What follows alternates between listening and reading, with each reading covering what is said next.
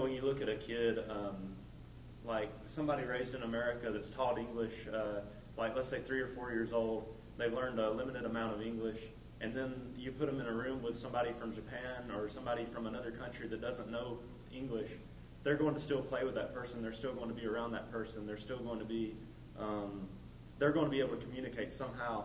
And like I think us looking at them, it's like, wow, how are they communicating? You know, how are they still playing together and not able to understand each other what they're saying?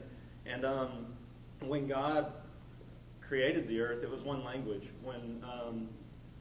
When the Tower of Babel, all of the things happened with that, that was when the languages got separated.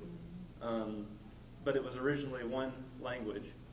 Matt talked about music being like a language that everyone can understand. I think through music, through the different things, through the different types of music, we're using that to speak a different language to people, to give them what they understand, the language they understand. On the day of Pentecost, you look and it says they spoke in other tongues. These people were Galileans, and they only spoke one language. They only understood maybe 1 or 2, maybe 3 languages. Some of them may have had more, but for the most part, they spoke one language probably. And what happened is God caused them to speak multiple languages, and those languages were heard by the people outside, and they understood it. With music, I think it's a lot the same way.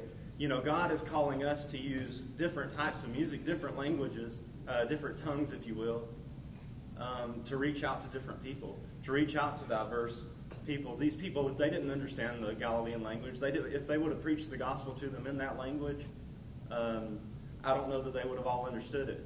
But the gospel was being heard in multiple languages, in multiple ways. So whether in music, that same concept being applied to music, if it's applied that way, then we got rap, we got country, we got gospel, we got whatever else, heavy metal, all kind of different things being heard, but it's the gospel being preached in different venues, in different avenues in that way.